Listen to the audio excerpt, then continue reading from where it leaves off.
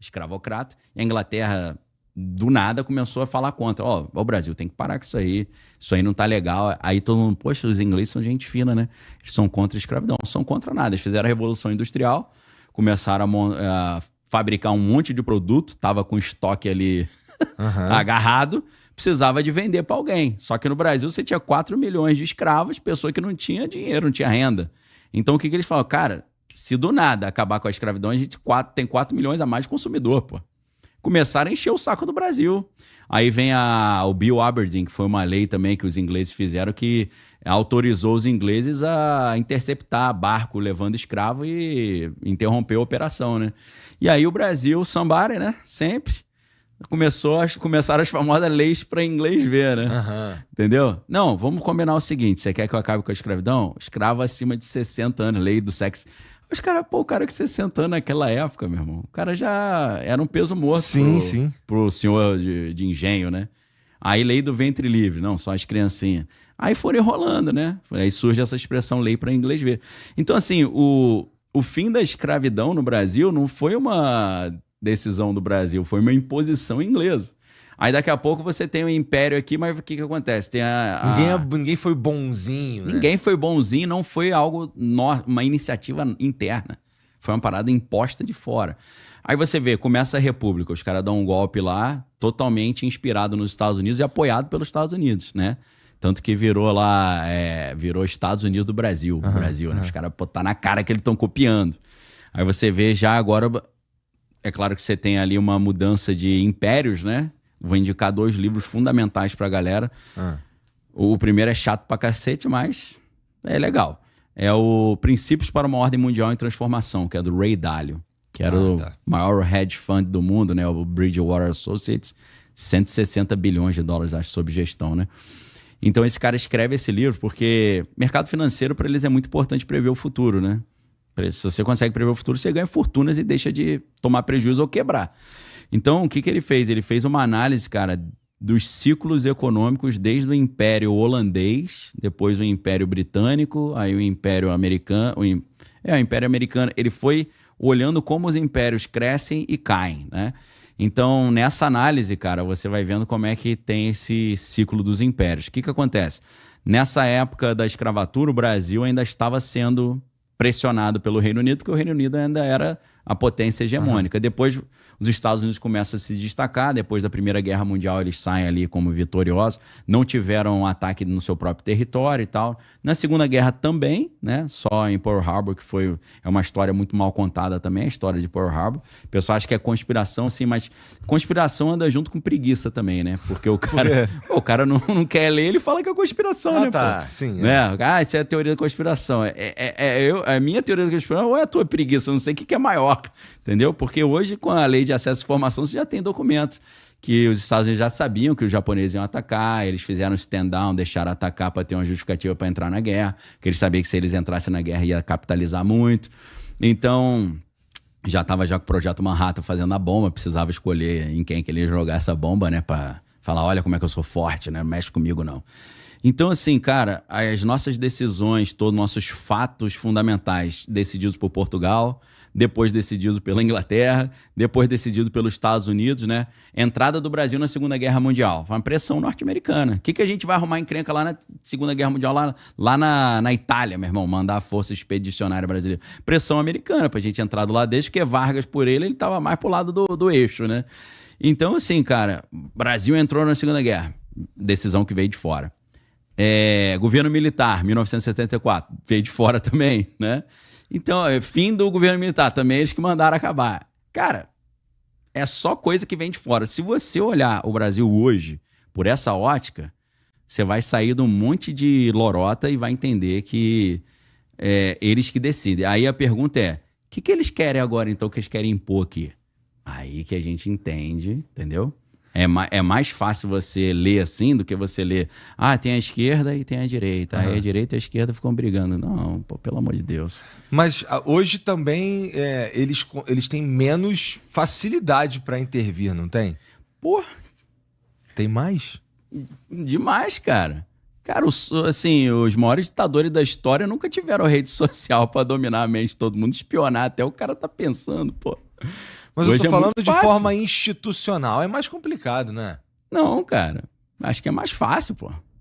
Porque, você vê, o Trump chega lá, faz uma medida provisória, mete uma tarifa de 50% no Brasil, fica por isso mesmo. Pô. E aí? Não é fácil, não. A gente tem... Controle tecnológico também, não mando mais chips pra você, não mando mais GPS, não mando mais... Acabou, meu irmão. Facinho, pô, moleza. Tá aqui, ó, comendo na mãozinha mesmo. Mas a gente não tem nenhum... A gente tem outras alternativas no planeta Terra, não tem, não? Tipo, outra tecnologia de GPS. Que Pra desenvolver são bilhões de reais aí, cara. Bilhões, é muito caro. A gente sairia do colo dos Estados Unidos e cairia no colinho da China. Facinho. E aí tá tudo bem, aí eu também acho. Ou da Europa, né? A Rússia também tem GPS. Em algum colo a gente ia cair. Ia cair. Não tem como você sentar direto na cadeira. Você vai sentar no colinho. Tem, mas a gente teria que ter pensado nessa porra um tempo atrás, né? Cara, aí que entra outra questão. O Brasil já pensou várias coisas um tempo atrás e houve sabotagens também. Às vezes verbais, às vezes diretas. Por quê? Querendo ou não, nosso projeto espacial foi interrompido por uma explosão, maluco. Foi proposital? Eu não sei, mas explodiu. Foi isso? Mas o que aconteceu? A base lá de lançamento de foguete explodiu. Explodiu. Na época, hoje é até difícil, no DuckDuckGo você acha. Tá. Mas se você pesquisa nos buscadores normais, tu não acha notícia sobre isso. Se você botar assim, houve alguma suspeita de sabotagem na explosão na base de Alcântara, você não vai achar nada, mas se você pesquisar, você acha, existe uma suspeita que os franceses sabotaram. Você fala, pô, francês? Os franceses teriam sabotado. Aquela plataforma P-32, eu acho, da Petrobras que afundou, teria ali uma espécie de sabotagem também. Assim, a gente não sabe se houve sabotagem, mas são eventos estranhos que vão acontecendo, né? O projeto nuclear brasileiro também, né? Nunca eles vão permitir o Brasil ter um projeto como esse.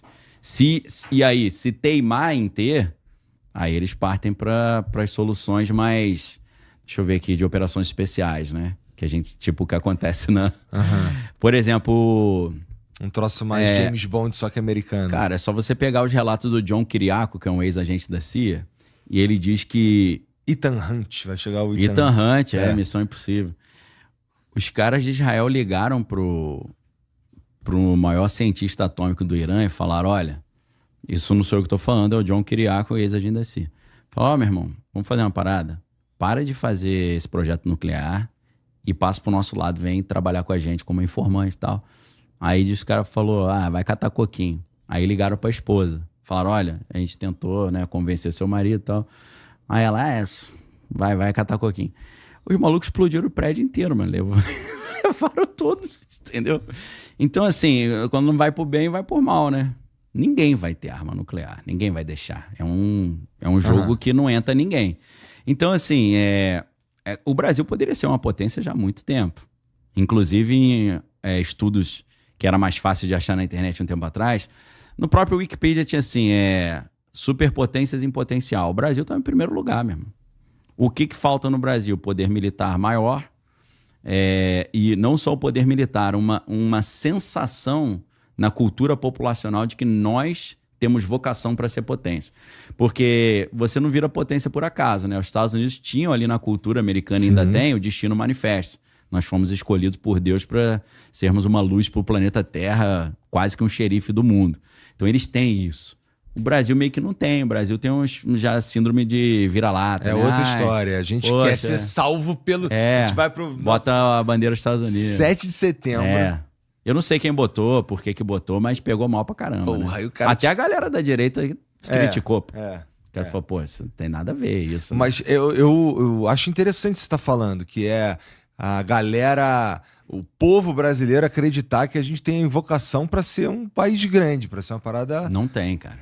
Não tem. Isso vem desde daquele messianismo do Dom Sebastião, né? Portugal tinha isso. Ele tinha um rei que era o Dom Sebastião, ele foi pra guerra na África, ele morreu e os caras ficavam esperando ele voltar. E aí o cara vira tipo meio messias, assim, né? Então o tal do sebastianismo. Aí a revolta lá do Antônio Conselheiro, né? Ainda tinha isso de Canudos e tal. Então a gente fica esperando um salvador, né? Antônio Conselheiro morreu de caganeira mesmo? De desinteria? Cara, agora tu me pegou, eu não acho sei, que cara. sim. É mesmo? Então, e é foda que o maluco era brabo pra Pô, caralho. profeta, né? É. Antônio Conselheiro falou que Sertão ia virar mal, mas acho que não sei se foi ele ou foi o Padre Cícero que falou isso. Mas o cara era cascudo, eu não sei, cascudo, cara. cascudo. Você vê a situação do Brasil, né? Ainda temos em pleno 2025, né? Já quase 2026. Eu não sei como é que tá o último dado aí. Pô, mais da metade da população sem saneamento básico, né? Então, acho que o Antônio Conselheiro foi mais uma estatística dessa da falta de saneamento. Mas eu acho que foi. Eu li em algum lugar que ele morreu de desinteria. Descobre aí, gente, que morreu Antônio Conselheiro.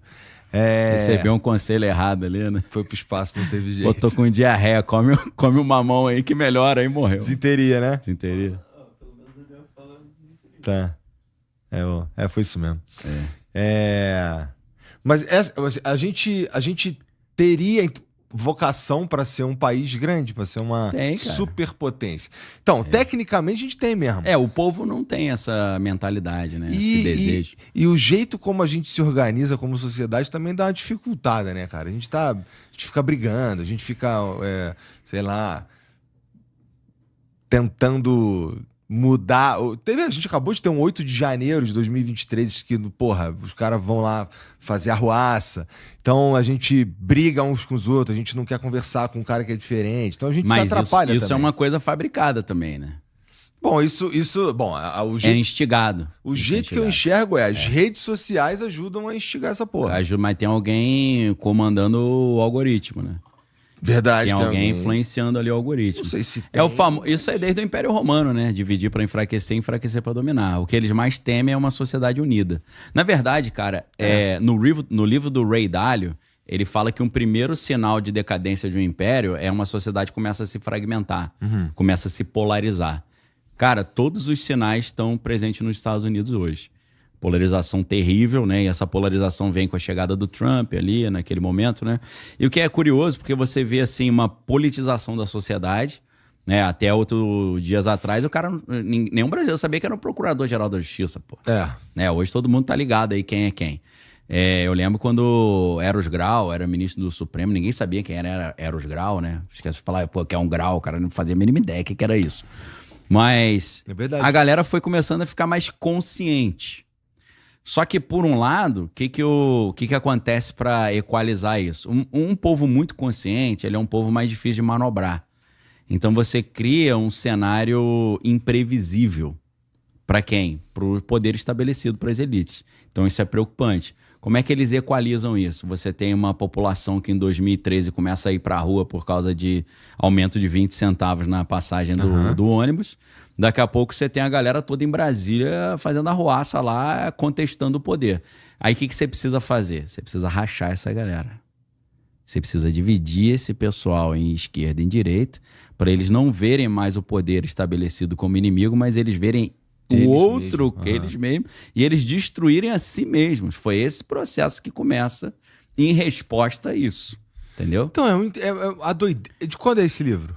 Qual livro? Do Ray Dalio. Ray Dalio, cara, acho que é 2024, acho, ou 23, deve ser 23. Tá. Então ele tá fazendo uma análise das paradas que estão acontecendo. É atual até, ele vem lá do Império Holandês, Império Inglês, Império Americano, e aí vem a China, né, como uma potência concorrente.